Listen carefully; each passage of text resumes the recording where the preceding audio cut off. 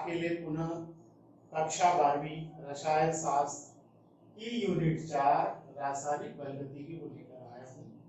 तो आवर्ती तल पे 5 अभी तक 1 नंबर का ऑब्जेक्टिव 4 नंबर का एक दीर्घ उत्तरी प्रश्न पूछा गया था। संभावना इस साल भी वैसी रहेगा पैटर्न। रासायनिक बलगतिकी का तात्पर्य है रसायन विज्ञान की वह शाखा जिसके अंतर्गत हम अभिक्रियाओं के वेग का अध्ययन करते हैं, उसे कहते हैं रासायनिक बलगतिकी, केमिकल काइनेटिक्स। अब रासायनिक अभिक्रिया का वेग किसे कहते हैं? मान लो एक अभिकारक A है, यह समय के साथ उत्पाद में कन्वर्ट होता है, प्रोडक्ट में कन्वर्ट होता है, तो उस समय के साथ में अभिकारक के सांद्रण में कमी होती है और उत्पाद के सांद्रण में वृद्धि होती है। तो इसको किस प्रकार से डिफाइन किया जाएगा? अभिक्रिया का वेग बराबर इकाई समय अंतराल में अभिकारक या उत्पाद के सांद्रण में परिवर्तन से दोनों चीजें हो जाएगी, अभिकारक के सांद्रण में कमी और उत्पाद के सांद्रण में वृद्धि। तो इसलिए लिख रहे हैं हम अभिकारक या उत्पाद के सांद्रण में परिवर्तन, इसके साथ में इकाई समय अंतराल पर। यदि हम इस सूत्र को याद कर लें तो उस समय अभिक्रिया के वेग की परिभाषा याद हो जाती है।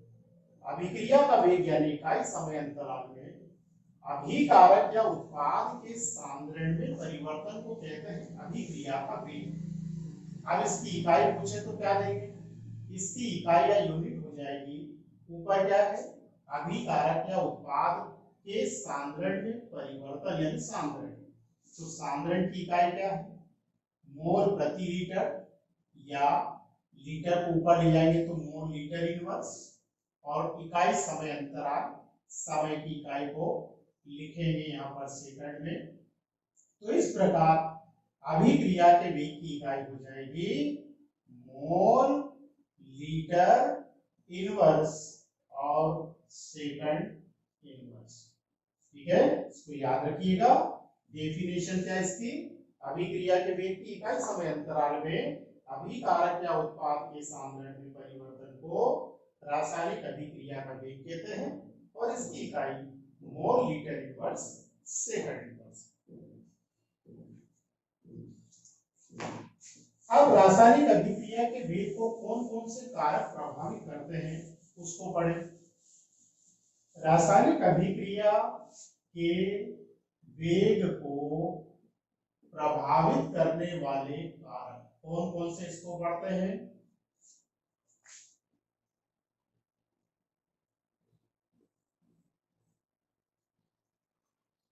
रासायनिक अभिक्रिया के वेग को प्रभावित करने वाले कारकों में पहला कारक है अभिकारक का सांद्रण।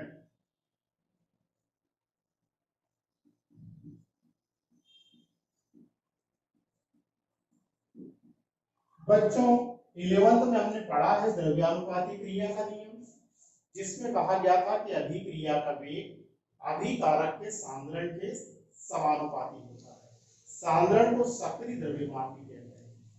तो यदि इसको उलट कर दिया जाए तो अभिकारक का सांद्रण जितना अधिक होगा, अभिकारक का सांद्रण जितना अधिक होगा, अभिक्रिया का वेग भी उतना ही क्या होगा?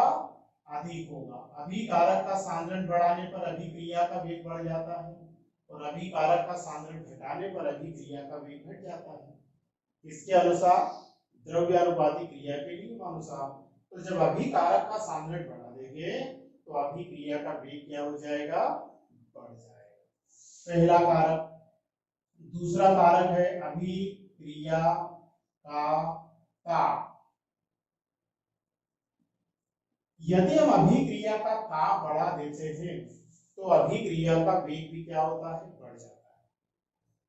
ठीक है, यदि हम अभिक्रिया का ताप बढ़ा देते तो अभिक्रिया का वेग बढ़ क्यों जाता है? क्योंकि ताप बढ़ाने से अभिकारकों के अणुओं की अणुगतिज ऊर्जा में क्या हो जाती है? वृद्धि। ठीक है, जब हम अभिक्रिया का ताप 10 से 20 डिग्री सेल्सियस बढ़ा देते हैं तो अभिक्रिया का वेग कम से कम 2 से 3 गुना बढ़ जाता है। अभिक्रिया का वेग 2 से 3 गुना तक बढ़ जाता है। तो एक कारक ये याद रखिए कि अभिक्रिया का ताप बढ़ाने पर अभिक्रिया का वेग बढ़ जाता है। 10 से 20 डिग्री सेल्सियस ताप में वृद्धि करने से अभिक्रिया का वेग 2 से 3 गुना तक बढ़ जाता है। तीसरा कारक हम लेते हैं अभिक्रिया का दाब।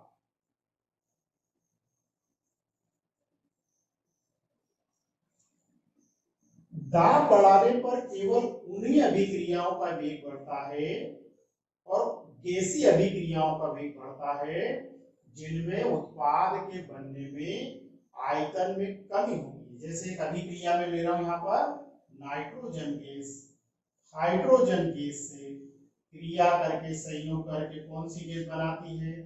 Ammonia 2NH3। 2 मोल या 2 आयतन कौन सी गैस बनाती है?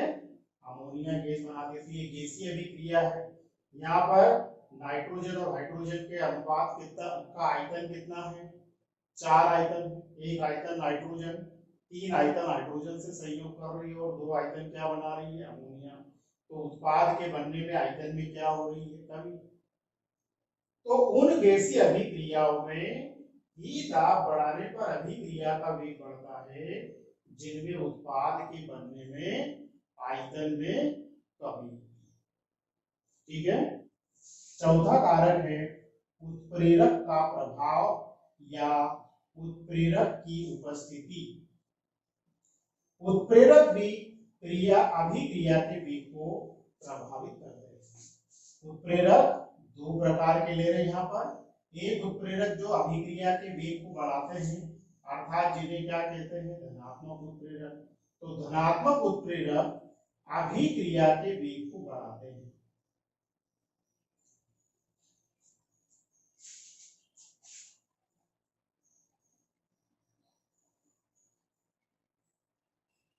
क्यों बढ़ाते हैं? इसका कारण है क्योंकि ये अभिक्रिया की सक्रिय ऊर्जा को कम कर देते हैं। क्योंकि ये अभिक्रिया की सक्रिय ऊर्जा को कम कर देते हैं।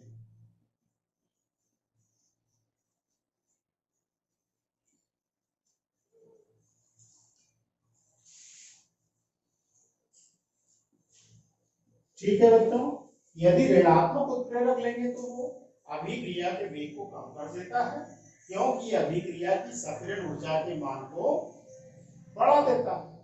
ठीक है, धनात्मक उत्प्रेरक हमेशा अभिक्रिया के वेग में वृद्धि कर देते बढ़ाते हैं क्योंकि अभिक्रिया की सक्रिय ऊर्जा के मान को कम कर देते हैं। तो एक कारक ये याद रखिएगा उत्प्रेरक की उपस्थिति। और नेक्स्ट है विकिरण की प्रकृति। कुछ अभिक्रियाएं इस प्रकार की होती है जो विकिरण के प्रभाव से तेजी से संपन्न होती है। जैसे एक अभिक्रिया लेते हैं हाइड्रोजन गैस क्लोरीन गैस से संयोग करके क्या बनाती है? हाइड्रोजन क्लोराइड गैस बनाती है। तो यदि इसको विकिरण की अनुपस्थिति में संपन्न कराते हैं तो यह मंद अभिक्रिया है, लेकिन यह विकिरण की उपस्थिति में क्या हो जाती है? फास्ट, मतलब शीघ्रता से संपन्न होती है क्योंकि यह विकिरण की ऊर्जा को ग्रहण करती है।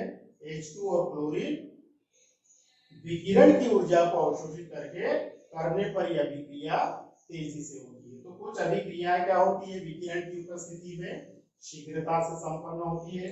तो रासायनिक अभिक्रिया के वेग को प्रभावित करने वाले ये 5 कारक याद रखिएगा और इसमें से 4 कारक तो हमेशा अच्छी तरह याद रखिएगा क्योंकि परीक्षा में पूछे जाते हैं। अभिकारक का सांद्रण, बढ़ाने पर अभिक्रिया का वेग बढ़ जाता है। अभिक्रिया का ताप बढ़ाने से अभिक्रिया का वेग बढ़ जाता है। 10 से 20 डिग्री सेल्सियस ताप में वृद्धि से क्रिया का वेग 2 से 3 गुना बढ़ जाता है। दाब में आप लिखेंगे उन गैसीय अभिक्रियाओं में जिनमें उत्पाद के बनने में कमी होती है, उन्हीं अभिक्रियाओं में अभिक्रिया का दाब बढ़ाने से वेग बढ़ता है। धनात्मक उत्प्रेरक क्रिया के वेग को बढ़ाते हैं क्योंकि वे सक्रिय ऊर्जा को कम कर देते हैं, और कुछ अभिक्रियाएं विकिरण की उपस्थिति में तेजी से संपन्न होती है। तो ये अभिक्रिया के वेग को प्रभावित करने वाले कारक हैं। अब हम आगे बढ़े। अब हम लेते हैं अणु संख्यता।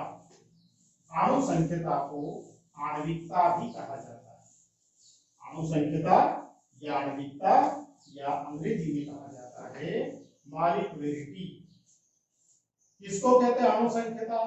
अणु संख्यता का मतलब किसी रासायनिक अभिक्रिया के वेग निर्धारक पद में भाग लेने वाले अणुओं की संख्या को कहते हैं अणु संख्यता, या दूसरा नाम भी याद रखिएगा, क्या कहते हैं? आणविकता।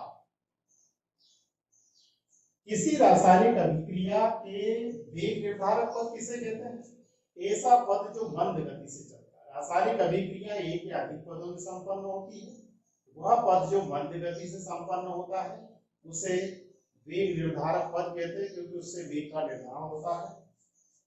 तो ऐसे अभिकारक के अणुओं की वह संख्या जो रासायनिक अभिक्रिया में भाग लेते हैं अथवा रासायनिक अभिक्रिया के वेग निर्धारक पद में भाग लेने वाले अणुओं की संख्या को क्या कहते हैं? अणु संख्यता या आणविकता। इसके उदाहरण देख लीजिएगा। यदि किसी रासायनिक अभिक्रिया में एक अणु भाग लेता है तो क्या कहते हैं उसको? एकाणुक अभिक्रिया। यदि किसी रासायनिक अभिक्रिया के वेग निर्धारक पद में एक अणु भाग लेता है तो उसे क्या कहेंगे? एकाणुक अभिक्रिया, यूनिमॉलिक्यूलर रिएक्शन कहेंगे। इसका उदाहरण देख लीजिएगा। इसका उदाहरण है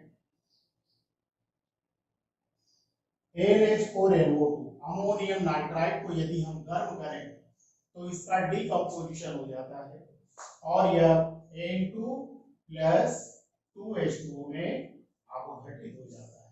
तो इसमें अमोनियम नाइट्राइड के एक अणु का डिकम्पोजिशन हो रहा है, अपघटन हो रहा है, इसलिए यह एक अणु अभिक्रिया का उदाहरण है। वह अभिक्रिया जिसमें दो अणु भाग लें तो उसे कहेंगे द्विअणुक अभिक्रिया। तो द्विअणुक अभिक्रिया में दो अणु भाग लेते हैं रासायनिक अभिक्रिया में, जैसे H2 plus I2 is equal to 2HI। तो इस अभिक्रिया में कितने अणु भाग ले रहे? दो, एक H2 का और एक I2। तो इसे कहेंगे द्विअणुक अभिक्रिया। और तीन अणु जब भाग ले किसी रासायनिक अभिक्रिया में तो उसे कहेंगे त्रिअणुक अभिक्रिया।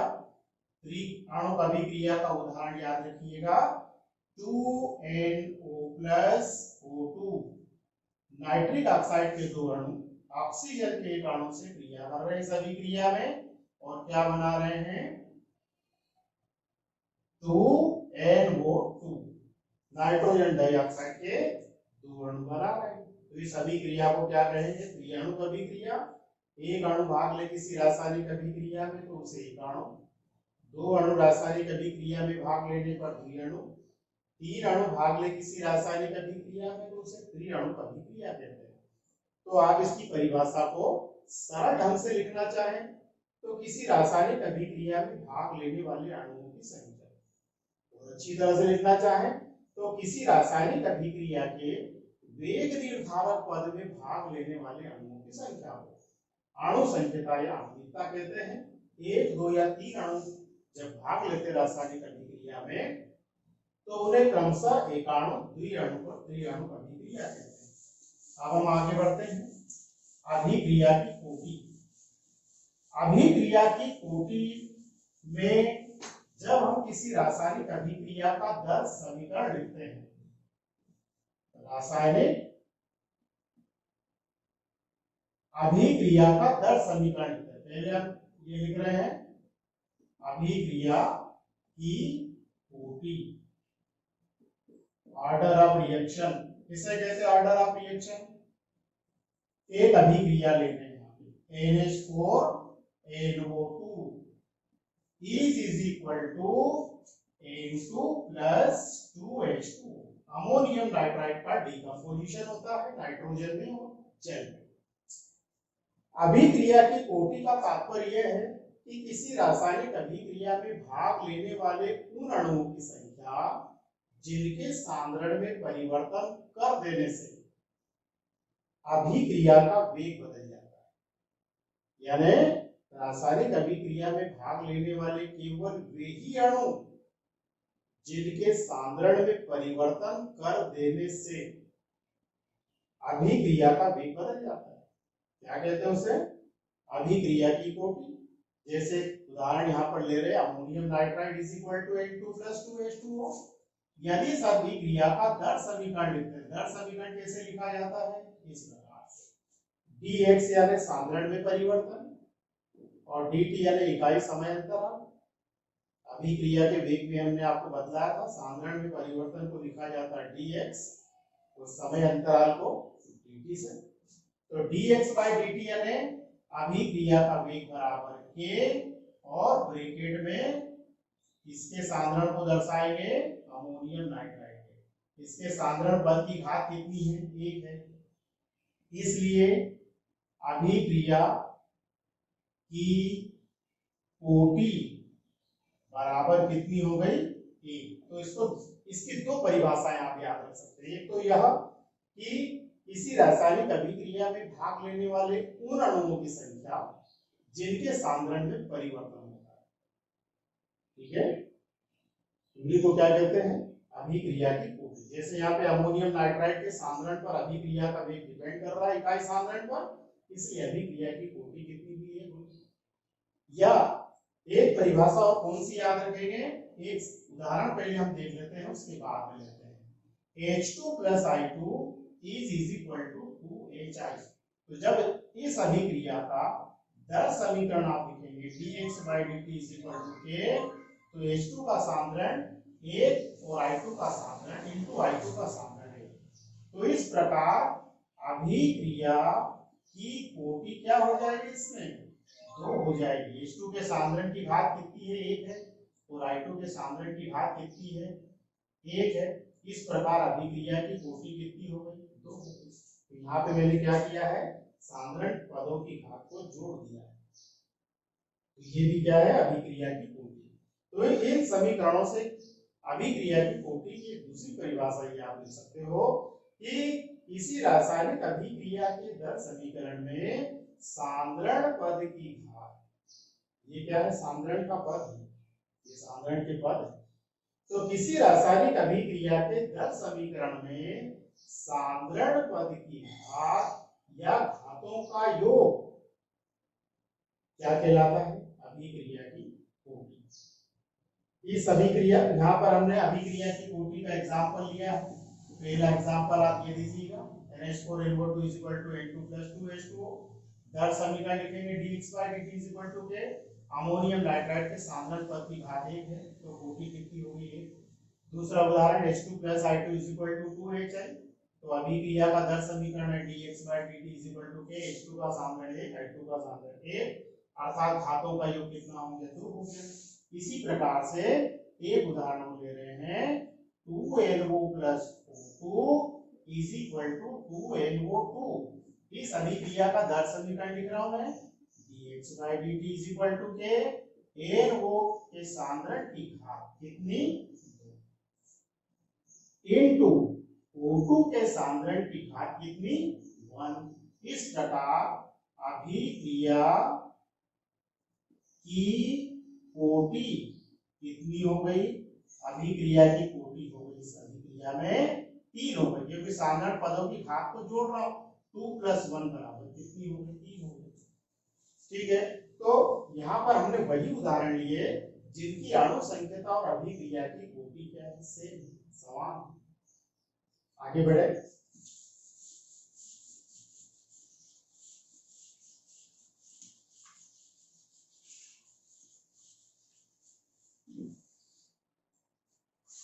आवश्यक नहीं है बच्चों, आवश्यक नहीं है कि अणु संकेता और अभिक्रिया की कोटि एक ही रहे।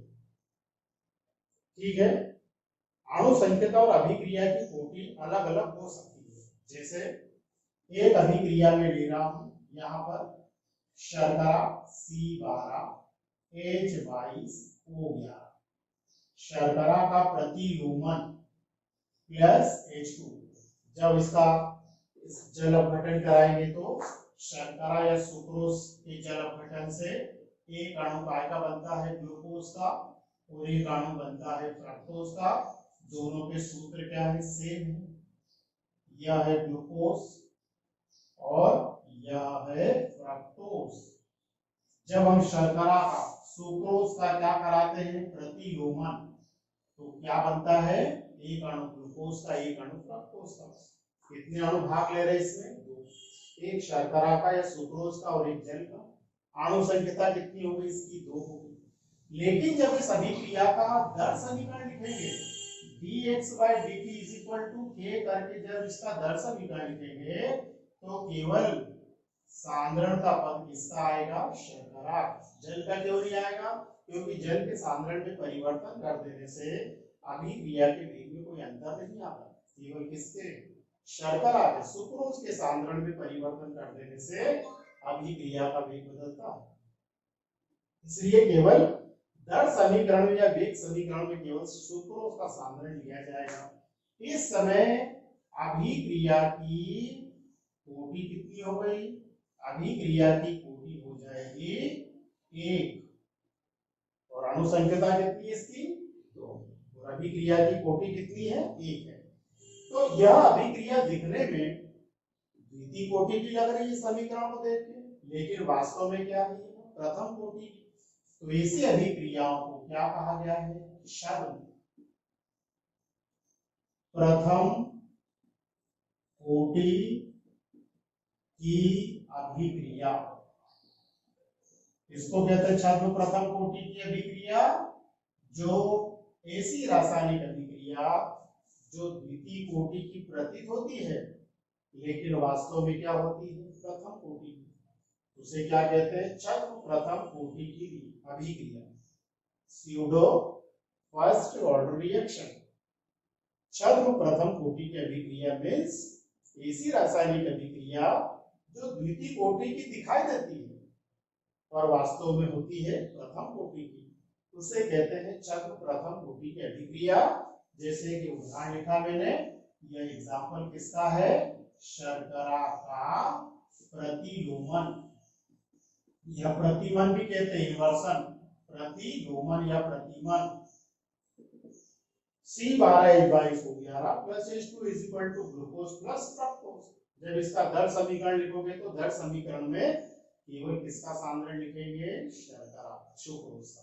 अभिक्रिया की कोटि हो जाएगी 1। ठीक है, एक टिप्पणी और लेते हैं, शॉर्ट नोट।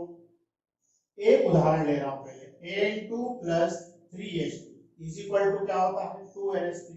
यदि इसको मैं उल्टा लिख दूं, मींस जब हम अमोनिया को यानी 2NH3 को प्लेटिनम की जाली पर प्रवाहित करें तो यह इसमें कन्वर्ट हो जाती है नाइट्रोजन गैस, और हाइड्रोजन गैस में डीकंपोज हो जाती है, अपघटित हो जाती है। कितने अणु भाग ले रहे इस अभिक्रिया में, अमोनिया के 2, अर्थात इसकी अणु संख्या कितनी है, 2। और जब इस अभिक्रिया का दर समीकरण लिखेंगे dx/dt K, तो क्या हो जाएगा उस समय, NH3 के सांद्रण की घात 2 नहीं लिखेंगे, क्या लिखेंगे यहाँ पे, 0 लिखेंगे। अर्थात अभिक्रिया की कोटि अमोनिया के सांद्रण, अभिक्रिया का वेग अमोनिया के सांद्रण पर निर्भर नहीं करता। इसलिए अभिक्रिया की कोटि कितनी हो गई, यहाँ पर 0 हो गई।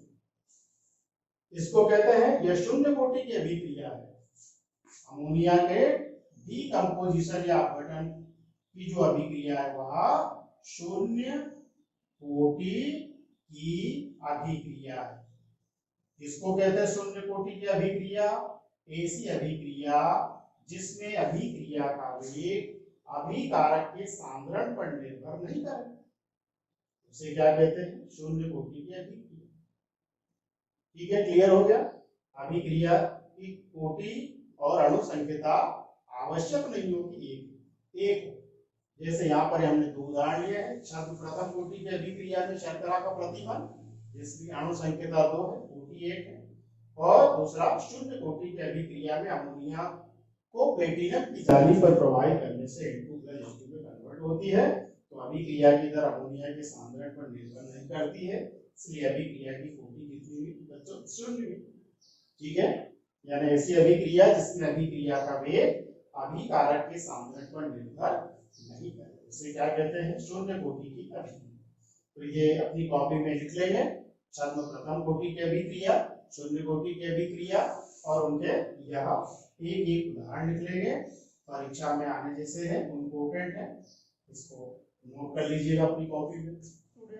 अब हम आगे बढ़े अणु संख्या और अभिक्रिया की कोटि के उपरांत अब हम ले रहे हैं अभिक्रिया की कोटि का निर्धारण कैसे किया जाए। अभिक्रिया की कोटि जो का निर्धारण प्रायोगिक विधियों के द्वारा किया गया है। प्रायोगिक विधियां जैसे ग्राफी विधि है, समाकलित दर नियम विधि है, आरंभिक दर विधि है। तो ऐसी कुछ विधियां हैं जिनके द्वारा अभिक्रिया की कोटि का निर्धारण किया जाता है। अपने सिलेबस में अभिक्रिया की कोटि के निर्धारण की प्रायोगिक विधियां नहीं है, पर यदि मान लो बाय द वे आपको कुछ परीक्षा में प्रश्न दे दिए जाएं और कहें कि इस अभिक्रिया की कोटि का निर्धारण कीजिए, तो 10 समीकरण लिखकर अभिक्रिया की कोटि का निर्धारण आपको करना है। जैसे एक अभिक्रिया भी हमने लिखी थी H2 + OI2 = क्या होता है? 2HI। इस अभिक्रिया का दर समीकरण क्या लिखा था? dx/dt = K और H2 का सांद्रण × I2 का सांद्रण। तो इस अभिक्रिया की कोटि कितनी हुई थी? 1 + 1 = कितनी? 2। अभिक्रिया की कोटि कितनी है? 2।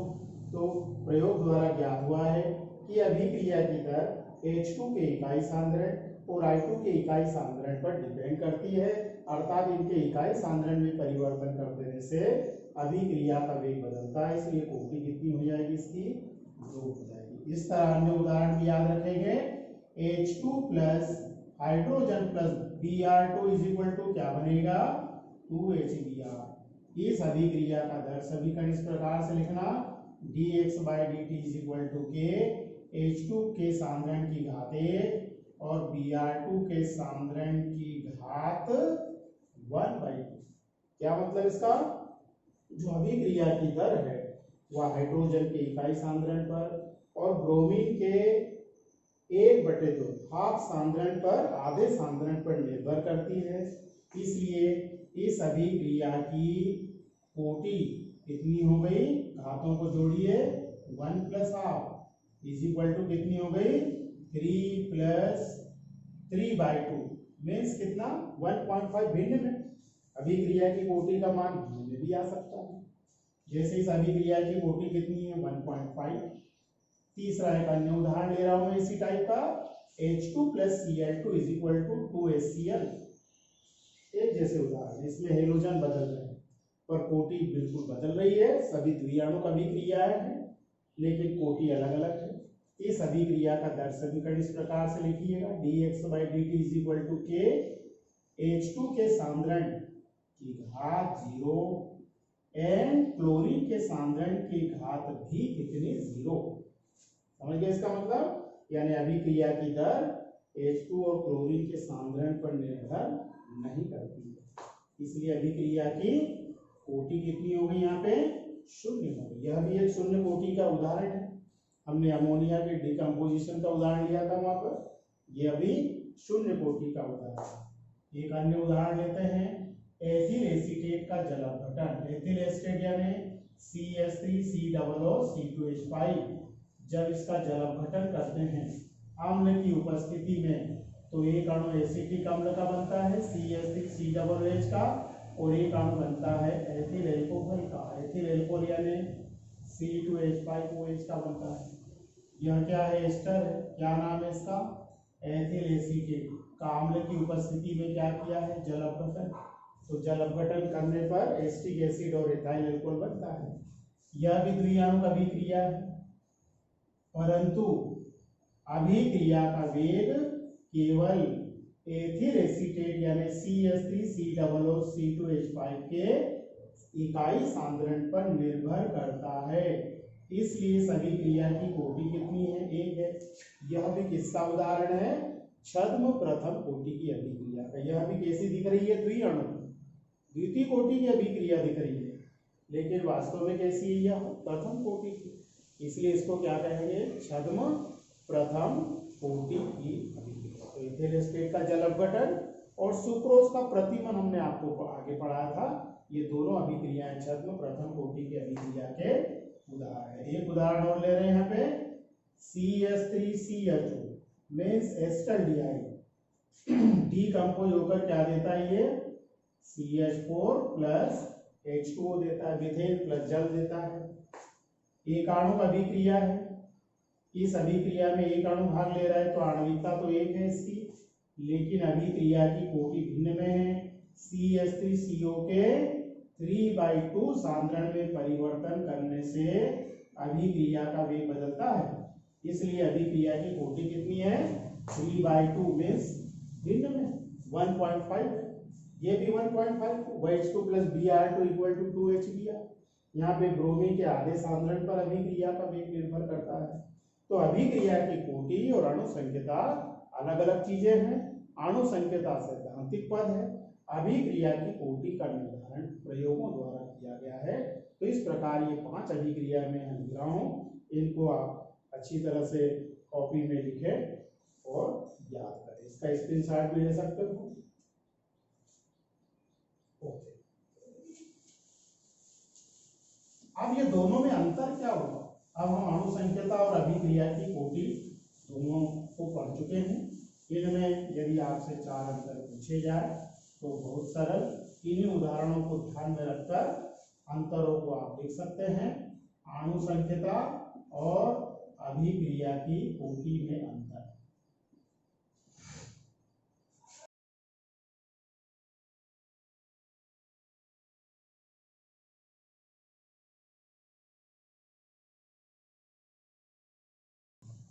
देखिए बच्चों, सबसे पहले तो परिभाषा, डेफिनेशन। किसको कहते हैं अणु संकेता? अभिक्रिया में भाग लेने वाले अणुओं की संख्या या अभिक्रिया के वेग निर्धारक पद में भाग लेने वाले अणुओं की संख्या को क्या कहते हैं? अणु संकेता। तो ये क्या है? अभिक्रिया में भाग लेने वाले अणुओं की संख्या है।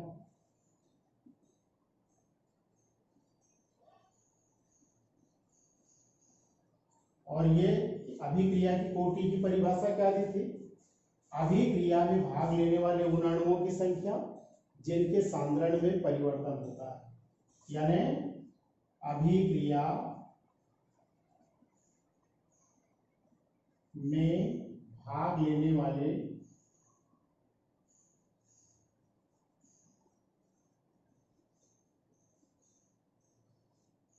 उन अणुओं की संख्या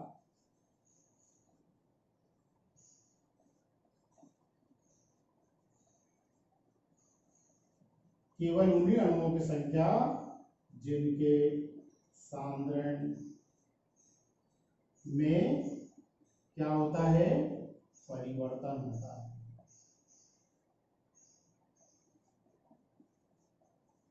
उसे क्या कहते हैं? अभिक्रिया की कोटि। दूसरा अंतर क्या देंगे? इसका मान हमेशा पूर्णांक में होता है।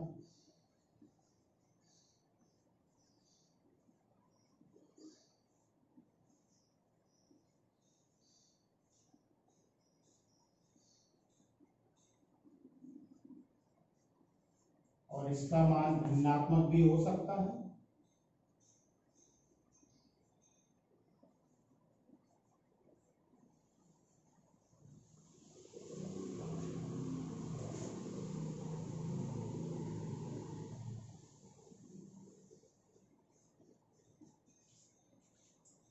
तीसरा अंतर देंगे, इसका मान कभी भी शून्य नहीं होता है, अणुसंख्यता का मान कभी भी शून्य नहीं होगा, जबकि इसका मान शून्य हो सकता है। शून्य कोटि की अभिक्रिया पढ़ी हमने तो इसका मान शून्य हो सकता है।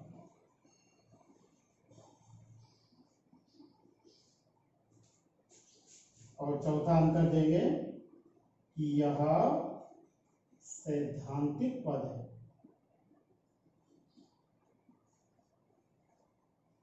केवल थ्योरेटिकल सैद्धांतिक पद है और इसे प्रयोग द्वारा ज्ञात किया जा सकता है।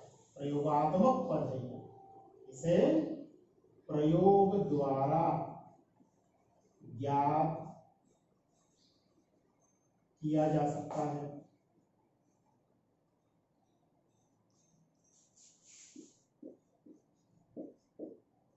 तो ऐसे चार अंतर आप अच्छी तरह याद रखेंगे। एक डेफिनेशन का, इसका मान सदैव पूर्णांक में होता है, इसका मान भिन्न में भी हो सकता है, इसका मान शून्य कभी नहीं होता, इसका मान शून्य भी हो सकता है। यह केवल सैद्धांतिक पद है और इसे प्रयोग द्वारा ज्ञात किया जा सकता है। अब हम आगे बढ़े अगले क्वेश्चन की तरफ।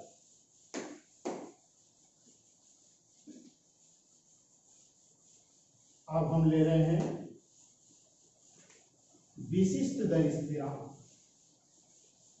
द्रव्यानुपाती क्रिया का नियम पिछले साल पढ़ा था रासायनिक साम्य की यूनिट में 11th में। क्या था द्रव्यानुपाती क्रिया का नियम? जैसे उदाहरण ले रहा हूं मैं, A इज इक्वल टू क्या बनता है? उत्पाद। A इज इक्वल टू उत्पाद। तो द्रव्यानुपाती क्रिया के नियम में कहा गया था कि अभिक्रिया का वेग अभिकारक के सांद्रण के क्या होता है? समानुपाती। अभिकारक का सांद्रण को ब्रैकेट में लिखा जाता है सक्रिय द्रव्यमान को, अभिक्रिया का वेग समानुपाती अभिकारक का सांद्रण। अभिक्रिया के वेग को किससे दर्शाया जाता है? dx/dt से। समानुपाती अभिकारक का सांद्रण। यदि समानुपाती का चिन्ह हटाते हैं तो नियतांक लेते हैं k, और जो अभी तक हम k लिख रहे थे वही क्या है?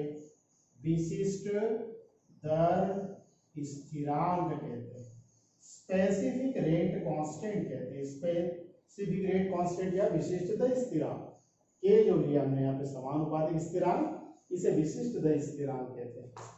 अब यदि मान लो अभिकारक का सांद्रण एक हो, इकाई हो, तो उस समय अभिक्रिया की दर यानी dx/dt इज इक्वल टू क्या हो जाएगा? k हो जाएगा। कब होगा? लेकिन जब अभिकारक का सांद्रण कितना कर दिया जाए? 1, उस समय अभिक्रिया की दर इज इक्वल टू क्या हो जाएगा? विशिष्ट दर स्थिरांक। तो इसी से इसकी परिभाषा दे सकते हो आप। कैसे? रासायनिक अभिक्रिया में अभिकारक का सांद्रण इकाई होने पर, अभिकारक का सांद्रण इकाई होने पर अभिक्रिया की दर को विशिष्ट दर स्थिरांक कहते हैं। विशिष्ट दर स्थिरांक किसको कहेंगे? जब रासायनिक अभिक्रिया में अभिकारक का सांद्रण कितना हो? 1 हो, उस समय अभिक्रिया की दर को उसका क्या कहते हैं? विशिष्ट दर स्थिरांक। अब विशिष्ट दर स्थिरांक जो है उसकी इकाइयां अलग अलग प्रकार की कोटि की अभिक्रियाओं में अलग अलग होती है। तो ये प्रश्न भी इंपोर्टेंट क्वेश्चन है। विशिष्ट दर स्थिरांक या नियतांक की इकाइयां, इनको पढ़ लिया जाए। विशिष्ट दर स्थिरांक की इकाइयां कौन कौन सी? अभी हमने 4 प्रकार की अभिक्रियाएं पढ़ी है। जैसे विशिष्ट दर स्थिरांक में पहले हम लेते हैं कौन सी? शून्य कोटि की अभिक्रिया। किसे कहते हैं शून्य कोटि की अभिक्रिया? जिसमें अभिक्रिया का वेग यानी dx/dt किस पर डिपेंड करता है? नहीं करता है, अभिकारक के इकाई सांद्रण पर निर्भर नहीं करता है, उसे कहते हैं शून्य कोटि की अभिक्रिया। एक अभिक्रिया इस प्रकार से लिखी मैंने दर समीकरण में, dx/dt is equal to k, साधारण पद की घात शून्य, शून्य कोटि की अभिक्रिया है। इसको मैं x आगे लिख रहा हूँ dx by dt is equal to k. यहाँ पर अब मान रख देते हैं dx यानी अभिकारक का सांद्रण, इकाई क्या है अभिकारक के सांद्रण की, मोल लीटर इनवर्स, और अपॉन समय की इकाई क्या है सेकंड, इज इक्वल टू के। तो शून्य कोटि की अभिक्रिया में के यानी विशिष्ट दर स्थिरांक की इकाई क्या हो जाएगी, मोल लीटर इनवर्स एंड सेकंड को भी ऊपर ले जाओ सेकंड इनवर्स। ठीक है, इसको डायरेक्ट याद रखिएगा। शून्य कोटि की अभिक्रिया में विशिष्ट दर स्थिरांक की इकाई क्या हो जाएगी, मोल लीटर इनवर्स सेकंड इनवर्स।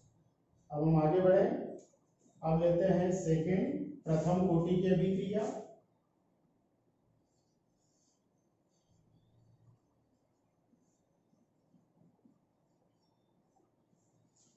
प्रथम कोटि की अभिक्रिया में विशिष्ट दर स्थिरांक की इकाई कैसे निकालोगे, डी उसका दर समीकरण लिखे dx by dt is equal to k और सांद्रण पद की घात एक, यह जीरो थी ना, प्रथम कोटि की अभिक्रिया है तो एक। अब यहाँ पर इनके मान इकाइयों के मान पुटअप कर दिए जाए, dx यानी सांद्रण की इकाई है मोल लीटर इनवर्स बटे dt यानी second, is equal to k, और ये क्या है अभिकारक का सांद्रण, अभिकारक के सांद्रण की इकाई पुनः मोल लीटर इनवर्स, ये कैंसिल हो गई तो k इज इक्वल टू क्या हो जाएगा एक बटे सेकंड, तो k बराबर सेकंड इनवर्स। प्रथम कोटि की अभिक्रिया में विशिष्ट दर स्थिरांक की इकाई क्या है सेकंड इनवर्स। ठीक है, इसी तरह द्वितीय और तृतीय कोटि की अभिक्रिया में भी विशिष्ट दर स्थिरांक की इकाइयों को कैलकुलेट कर सकते हैं। तीसरा द्वितीय कोटि की अभिक्रिया, किसको कहते हैं द्वितीय कोटि की अभिक्रिया, इसका दर समीकरण लिख रहा हूं dx by dt is equal to k और सांद्रण पद की घात कितनी होगी दो, द्वितीय कोटि की रिएक्शन का समीकरण लिखा मैंने।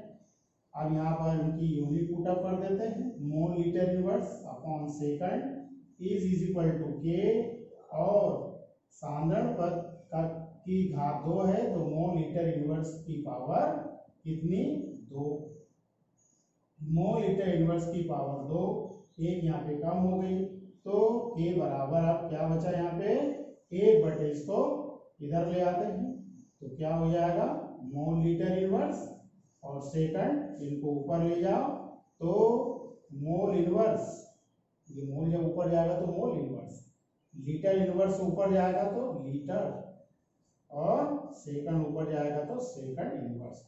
द्वितीय कोटि की अभिक्रिया में विशिष्ट दर स्थिरांक की इकाई क्या होगी, mole litre mole inverse litre second inverse. ठीक है, इसी तरह से अब हम आगे बढ़े तृतीय कोटि की अभिक्रिया। तृतीय कोटि की अभिक्रिया में जब दर समीकरण लिखेंगे तो dx by dt is equal to k और सांद्रण पद की घात हो गई 3, यानी मोल लीटर इनवर्स की पावर कितनी हो गई 3 हो गई। अब यहाँ पे एक पावर कम हो जाएगी यानी मोल लीटर इनवर्स की पावर 2, यानी इनका स्क्वायर अर्थात के बराबर एक बटे स्क्वायर लगे याद कर देते हैं, मोल का स्क्वायर और किसका लीटर की पावर -2 एंड सेकंड। जब इसको रीअरेंज करोगे ऊपर ले जाओगे तो इकाई क्या हो जाएगी मोल की power -2 litre square and second inverse. तो इस प्रकार तृतीय कोटि की अभिक्रिया में विशिष्ट दर स्थिरांक की इकाई मोल की power -2 litre square and second inverse. तो इस प्रकार चारों प्रकार की अभिक्रियाओं में शून्य प्रथम द्वितीय और तृतीय कोटि की अभिक्रियाओं में विशिष्ट दर स्थिरांक की इकाई इस प्रकार से ज्ञात करेंगे। शून्य कोटि की अभिक्रिया में विशिष्ट दर स्थिरांक की इकाई मोल लीटर इनवर्स सेकंड इनवर्स। प्रथम कोटि की अभिक्रिया में विशिष्ट दर स्थिरांक की इकाई सेकंड इनवर्स। द्वितीय कोटि की अभिक्रिया में विशिष्ट दर स्थिरांक की इकाई mole inverse litre second inverse, और तृतीय कोटि की अभिक्रिया में विशिष्ट दर स्थिरांक की इकाई मोल की power -2 litre square second inverse. तो बच्चों इसको याद करिएगा, इंपॉर्टेंट क्वेश्चन है। ठीक है बच्चों, पढ़ने वाले हैं अभिक्रिया की दर और विशिष्ट दर स्थिरांक में अंतर। अभी हमने पढ़े थे अनुसंख्यता और अभिक्रिया की कोटि में अंतर, और दूसरा ये याद रखेंगे इम्पोर्टेंट है, अभिक्रिया की दर और दर स्थिरांक में 4 अंतर आपको अच्छी तरह याद रखना। तो चलिए शुरुआत करें। पहला अंतर इनकी डेफिनेशन जो हम पढ़ चुके हैं, इकाई समय अंतराल में अभिकारक या उत्पाद के सांद्रण में परिवर्तन को अभिक्रिया की दर कहते हैं। दर स्थिरांक की परिभाषा क्या थी? अभिकारक का सांद्रण जब इकाई हो जाता है तो इकाई होने पर अभिक्रिया की दर को क्या कहते हैं? दर स्थिरांक कहते हैं। दूसरा अंतर आप देंगे, यह अभिकारक के सांद्रण पर निर्भर करती है, जबकि विशिष्ट दर स्थिरांक का मान अभिकारक के सांद्रण पर निर्भर नहीं करता।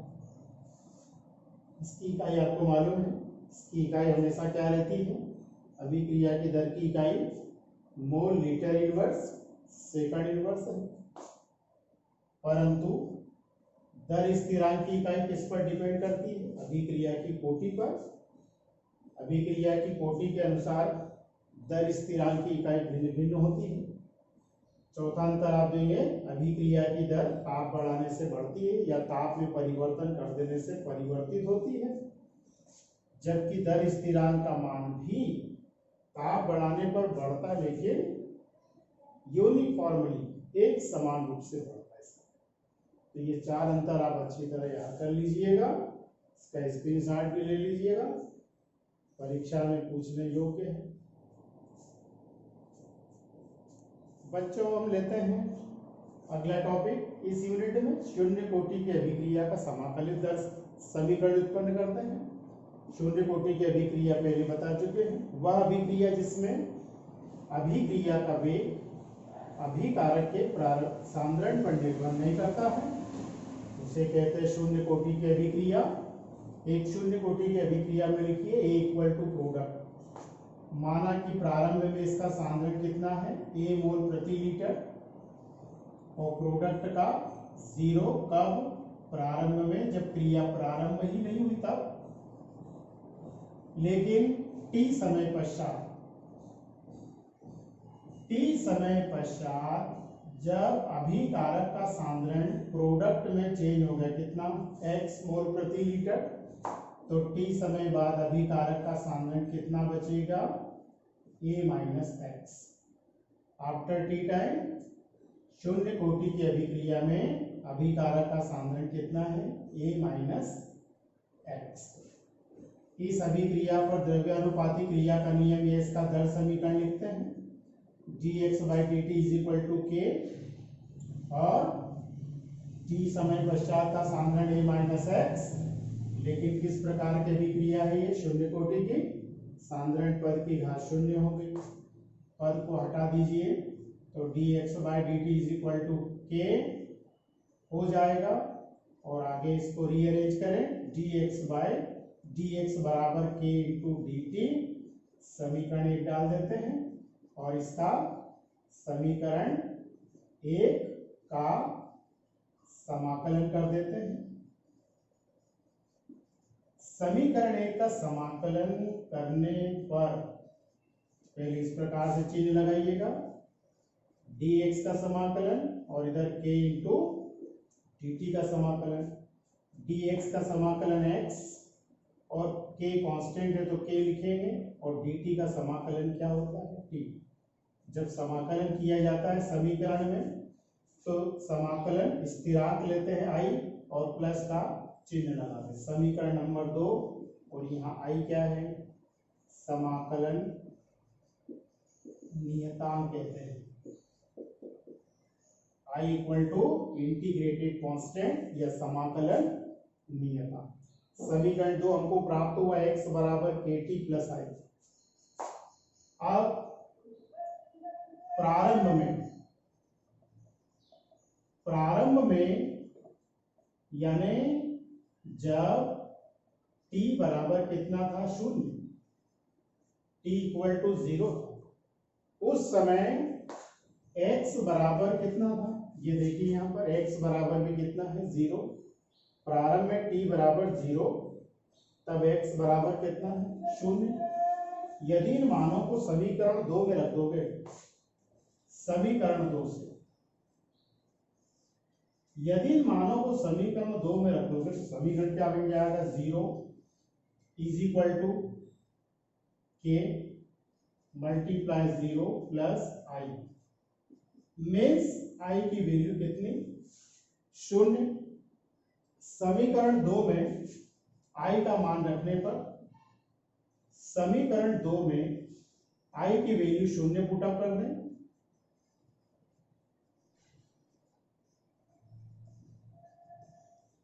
जब 0 रख दोगे तो केवल इतना समीकरण बचा, कितना, x बराबर kt, तो k बराबर क्या हो जाएगा, x बाई टी। यह कहलाता है शून्य कोटि के अभिक्रिया का समाकलित दर समीकरण। क्या हो गया, k बराबर x बाई टी। k विशिष्ट दर स्थिरांक है, x t समय पश्चात का सांद्रण है और t समय, तो समाकलित दर नियम समीकरण शून्य कोटि की अभिक्रिया का क्या बना, k बराबर x बाई टी, यानी विशिष्ट दर स्थिरांक किस पर डिपेंड करता है, x पर। ओके, इसी तरह से अब हम आगे प्रथम कोटि की अभिक्रिया के लिए भी समाकलित दर नियम समीकरण व्युत्पन्न करते हैं। मुख्य है, इंपोर्टेंट है।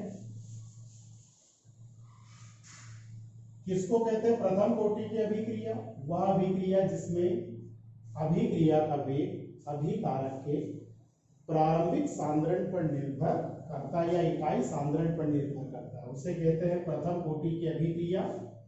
माना कि प्रथम कोटि की अभिक्रिया इस प्रकार से होती है, A इक्वल टू प्रोडक्ट, प्रारंभ में इसका सांद्रण मान लेते हैं a मोल प्रति लीटर, इसका 0, कब, प्रारंभ में, ठीक है, t समय पश्चात अभिकारक का x सांद्रण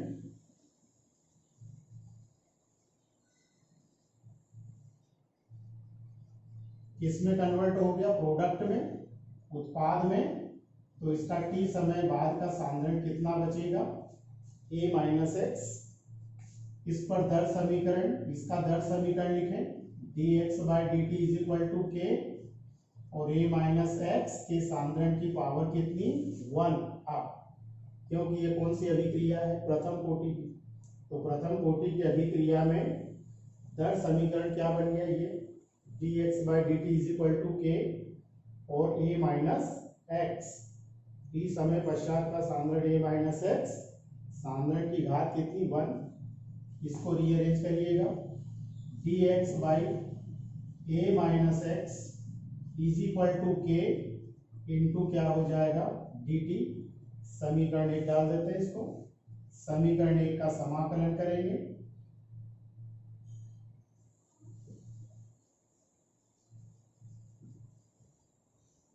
समीकरण 1 का समाकलन करने पर समीकरण क्या हो जाएगा, इस प्रकार से समाकलन कर दिए जाए, dx by a minus x is equal to समाकलन किसका, k इंटू डी टी का, समाकलन के चिन्ह लगा दिए, dx by a minus x का समाकलन याद रखिए, minus log a minus x, dx by a minus x का समाकलन माइनस लॉग, लॉग का आधार ये है, इन्हें लिख दिया a माइनस एक्स, तथा इधर समाकलन k कांस्टेंट है, ऐसे ही लिखेंगे, और dt का समाकलन क्या हो जाएगा, t, याद रखिएगा, प्लस समाकलन स्थिरांक दिए हैं यहाँ पे, इसको डाल देते समीकरण नंबर 2। अब हम समीकरण 2 को प्रारंभिक अवस्था के लिए अप्लाई करेंगे। प्रारंभ में यानी जब t बराबर कितना था 0, t इक्वल टू 0, तब समीकरण 2 को देखिए, तब a माइनस एक्स बराबर कितना है a, तब a minus x is equal to कितना है a। इन मानों को समीकरण नंबर 2 में पुटअप करते हैं, प्रारंभिक अवस्था के मानों को। तो समीकरण 2 से या 2 में इन मानों को रखने पर क्या हो जाएगा समीकरण, माइनस लॉग ए बराबर के मल्टीप्लाई 0 प्लस आई, के मल्टीप्लाई 0 है 0 और आई बराबर कितना हो गया minus log A, I is equal to minus log A हो गया। ठीक है, अब हम माइनस आई की वैल्यू समीकरण नंबर 2 में पुटअप करने जा रहे हैं। समीकरण नंबर 2 में आई का मान रखने पर, समीकरण 2 में आई का मान रख देते हैं। आई इक्वल टू क्या है माइनस लॉग है, समीकरण 2 ये देखिए ये है minus log a minus x बराबर के टी प्लस आई, और यहाँ क्या है माइनस लॉग है, तो प्लस माइनस माइनस और आई की वैल्यू पुटअप कर रहे हैं माइनस लॉग, तो समीकरण क्या बन गया minus log a minus x is equal to k t minus log a. ठीक है, अब हम माइनस लॉग ए को आगे ले आते हैं पक्षांतर करके, माइनस लॉग ए को आगे ले आते हैं तो समीकरण क्या बन जाएगा के टी बराबर माइनस लॉग ए आगे आया तो प्लस लॉग ए और minus log a minus x. सूत्र याद रखिए, log a minus log B बराबर जानते होंगे आप क्या होता है लॉग ए बटे बी, तो समीकरण क्या हो जाएगा लॉग ए बटे ए माइनस एक्स। समीकरण ये बना के टी बराबर लॉग ए बटे ए माइनस एक्स। अब हम क्या करते हैं लॉग के आधार को चेंज कर देते हैं, लॉग के आधार को 10 में बदलने पर, लॉग के आधार को 10 में बदलने के लिए क्या करोगे 2.303 का गुणा करोगे। ठीक है, तो लॉग का आधार कहाँ बदल जाएगा 10 में, तो के टी बराबर 2.303 लॉग आधार हो गया 10 और ए बटे ए माइनस एक्स। अब यदि मैं क्या करूं टी का भी पक्षांतर कर दूं तो समीकरण क्या बन गया ए बराबर 2.303 बाई टी लॉग ए बटे ए माइनस एक्स। इस समीकरण को क्या कहते हैं प्रथम कोटि की अभिक्रिया का समाकलित दर नियम समीकरण या दर समीकरण के बराबर 2.303 बाय टी लॉग ए बटे ए माइनस एक्स, जहाँ के विशिष्ट दर स्थिरांक, ए प्रारंभिक सांद्रण या अभिकारक और ए माइनस एक्स टी समय पश्चात का सांद्रण। तो इसको याद रखिए, इंपोर्टेंट है, परीक्षा में पूछे जाने योग्य है। चलिए बच्चों अगला टॉपिक लेते हैं अर्ध आयु काल। जैसे कि नाम से इंगित हो रहा है वह समय जिसमें अभिकारक का सांद्रण घटकर प्रारंभिक सांद्रण का आधा रह जाए उस समय को कहते हैं अर्धायु काल। ठीक है, इसको वह समय जिसमें अभिकारक का सांद्रण घटकर प्रारंभिक सांद्रण का आधा रह जाए, तो जब आधा रह जाएगा तो अभिक्रिया आधी पूर्ण हो जाएगी। एक डेफिनेशन और बन जाती है इससे कि वह समय जिसमें अभिक्रिया आधी पूर्ण हो जाती है उसे भी क्या कहते हैं अभिक्रिया का अर्धायु काल, और इसे टी हाफ से दर्शाते हैं। अब हम शून्य कोटि की अभिक्रिया के लिए अर्धायु काल का सूत्र उत्पन्न करते हैं। शून्य कोटि की अभिक्रिया का समाकलित दर नियम समीकरण अभी हमने लिखा था कि बराबर क्या होता है शून्य कोटि की अभिक्रिया का समाकलित दर समीकरण अभी हमने व्युत्पन्न किया था k बराबर x बाई टी, या t बराबर क्या हो जाएगा x बाई k हो जाएगा। अर्ध आयुकाल की परिभाषा से इस समीकरण को चेंज कर देते हैं। अर्ध आयुकाल की परिभाषा से यदि हम t के स्थान पर क्या लिखे, अर्धायुकाल, अर्धायुकाल का संकेत है टी हाफ। यदि t की जगह टी हाफ लिखेंगे तब x की जगह क्या, x क्या है, t समय पश्चात का सांद्रण, t समय पश्चात का सांद्रण। अब हमें अर्ध आयुकाल के पश्चात का सांद्रण लिखना है। तो प्रारंभिक सांद्रण कितना मान लिया था हमने, 1 और आधा यानी a/2। तो x की जगह क्या लिखेंगे, a/2 लिखेंगे। यदि इन मानों को इस समीकरण में पुटअप कर दिया जाए तो समीकरण क्या हो जाएगा, t half is equal to x की जगह क्या लिखेंगे, a/2 और क्या हो जाएगा के। तो शून्य कोटि की अभिक्रिया के अर्धायुकाल का यह फार्मूला आ गया, टी हाफ बराबर a/2k। यानी जो शून्य कोटि की अभिक्रिया का अर्धायुकाल है वह अभिकारक के प्रारंभिक सांद्रण पर निर्भर करता है। इस पर a पर अभिकारक का प्रारंभिक सांद्रण है तो उस पर डिपेंड करता है शून्य कोटि की अभिक्रिया का अर्धायुकाल। तो शून्य कोटि की अभिक्रिया के अर्धायुकाल का ये फार्मूला इस प्रकार से आपको व्युत्पन्न करना है। इसी तरह से प्रथम कोटि की अभिक्रिया के अर्धायुकाल का सूत्र उत्पन्न करते हैं। प्रथम कोटि की अभिक्रिया के लिए अर्धायुकाल का सूत्र उत्पन्न करने के लिए भी हमको उसका समाकलित दर नियम समीकरण लिखना पड़ेगा। समाकलित दर समीकरण क्या, प्रथम कोटि की रिएक्शन का k बराबर 2.303 by t log basis 10 a/a minus x। तो t बराबर 2.303 बाय k लॉग आधार है 10 a/a माइनस x। इसको हम, ये जो समीकरण है इसको अर्ध आयुकाल के समय के लिए लागू करेंगे परिभाषा से। परिभाषा के अर्ध आयुकाल की वह समय जिसमें अभिकारक का सांद्रण प्रारंभिक सांद्रण से घटकर आधा रह जाए उसे कहते हैं अभिक्रिया का अर्धायुकाल। तो उसी परिभाषा को यहाँ पे अप्लाई करेंगे। अर्धायुकाल की परिभाषा से t के स्थान पर क्या लिखेंगे, उसका संकेत अर्धायुकाल का t हाफ, तब a माइनस x यानी t समय बाद के सांद्रण को अर्धायुकाल का सांद्रण लिखेंगे कितना, a/2। प्रारंभिक सांद्रण a और उसका आधा कितना 2, a/2 हो गया। इन मानों को समीकरण में फिट पुटअप करेंगे तो t के स्थान पर क्या लिखोगे, t half is equal to 2.303 by k log basis 10 a/a/2।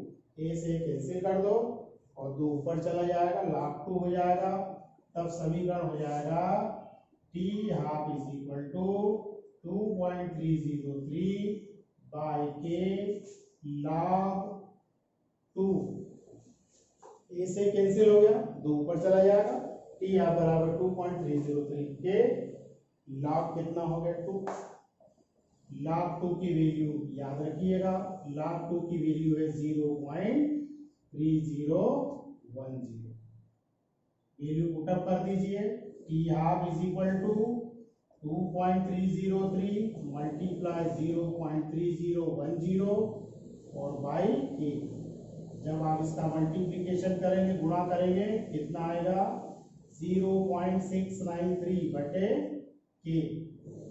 यह प्रथम कोटि की अभिक्रिया का क्या है, अर्धायुकाल का सूत्र है। t half is equal to 0.693 by k। ठीक है, इंपोर्टेंट है, परीक्षा की दृष्टि से इसको याद करिएगा। तो जब प्रथम कोटि की अभिक्रिया के अर्धायुकाल का सूत्र पूछे तो t हाफ बराबर 0.693 बाई के को हल करना है, उत्पन्न करना है। इसको दूसरी तरह से कैसे पूछते हैं, सिद्ध करो कि प्रथम कोटि की अभिक्रिया का अर्धायुपाल अभिकारक के प्रारंभिक सांद्रण पर निर्भर नहीं करता है। ठीक है, तो उस समय भी आपको प्रथम कोटि की अभिक्रिया का अर्धायुकाल का सूत्र उत्पन्न करना है और प्रश्न की भाषा को यहाँ लिखना है।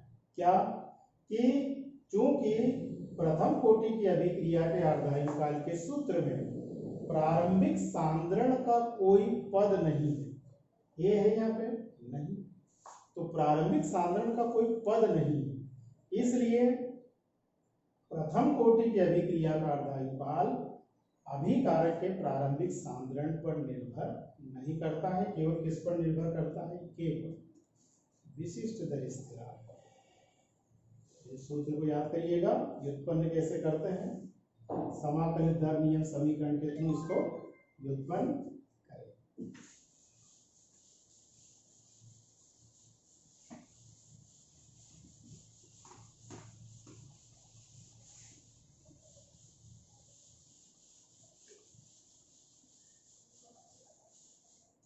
एक प्रश्न अक्सर पूछा जाता है, एक प्रथम कोटि की अभिक्रिया है,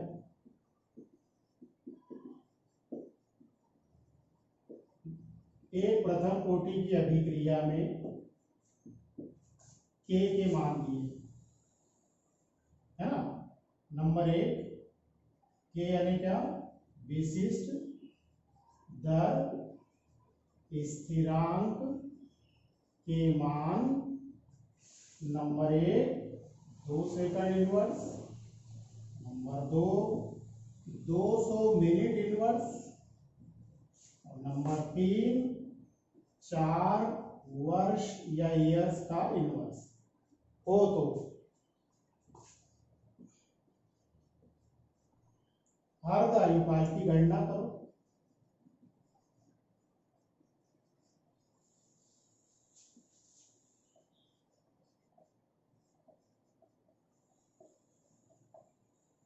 ये 3 वैल्यू दी है के की, प्रथम कोटि की अभिक्रिया में विशिष्ट दर स्थिरांक की, और उससे अर्धायुकाल की गणना करना है। प्रथम कोटि की अभिक्रिया के अर्धायुकाल का फार्मूला अभी हमने डिराइव किया है, टी आप इज इक्वल टू 0.693 बाई के। भाई इसमें अपने को केवल मान को पुट अप करते जाना है।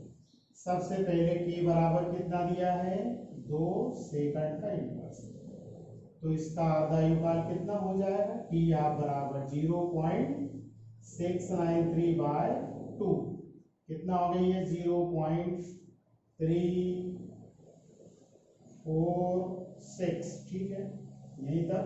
और इसकी यूनिट लिखेंगे सेकेंड।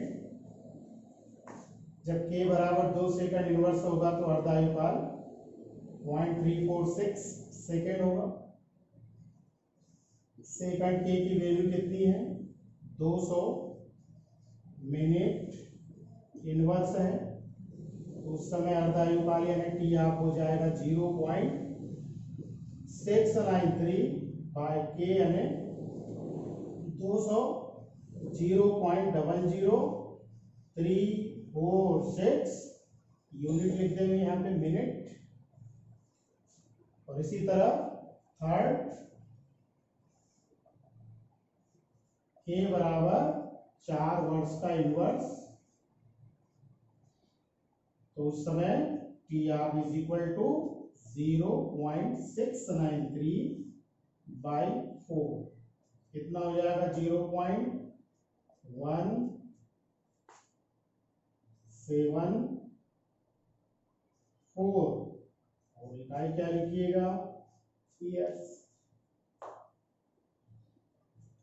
तो इस प्रकार ये 3 सवाल एक एक नंबर के पूछे जाते हैं और 1 नंबर का फार्मूला।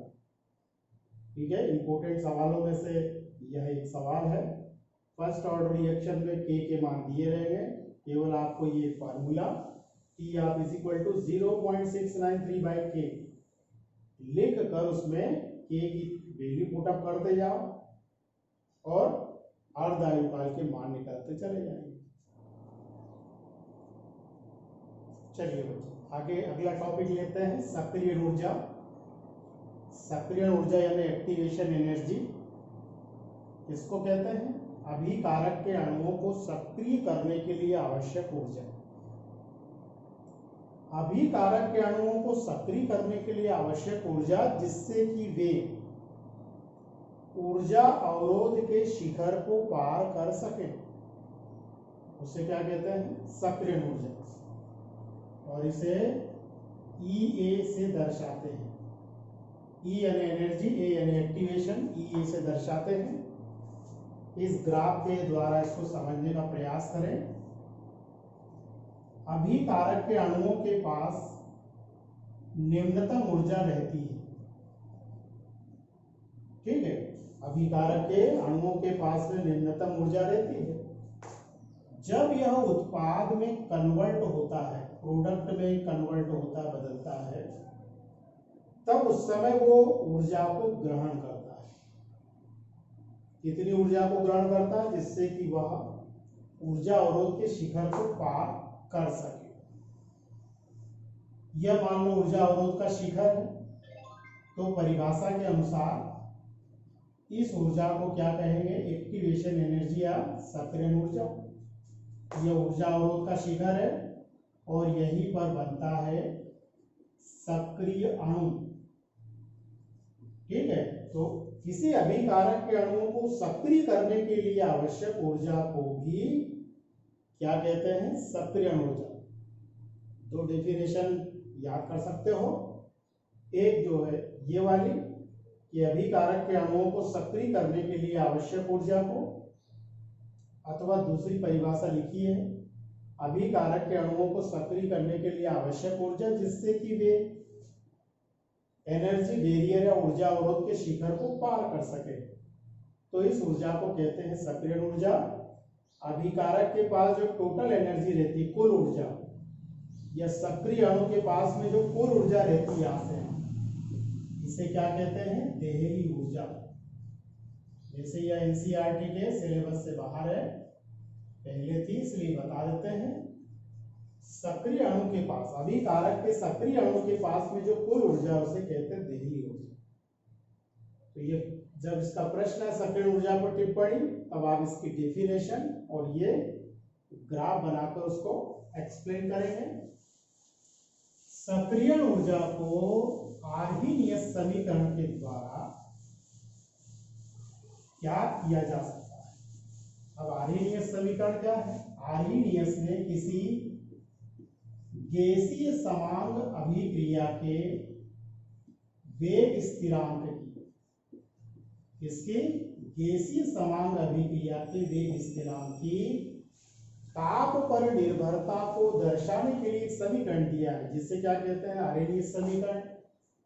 आपको ये नहीं आया तो आप डायरेक्ट आर्हीनियस समीकरण लिखोगे। समीकरण है K बराबर A e की पावर में माइनस EA बटे RT। तो आर्हीनियस ने एक समीकरण दिया है इस प्रकार का, K बराबर A इंटू E की पावर में माइनस EA बटे RT, जहाँ K बराबर विशिष्ट दर स्थिरांक का संकेत है। ये यहाँ पे आवृत्ति एक स्थिरांक है जिसे आवृत्ति कारक गुणांक कहते हैं, फ्रीक्वेंसी फैक्टर, आवृत्ति कारक गुणांक। EA सक्रिय ऊर्जा का संकेत है।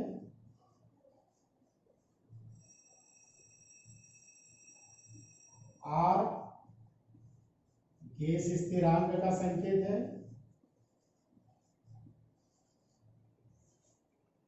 NT एब्सोल्यूट टेम्परेचर, परम ताप का संकेत है।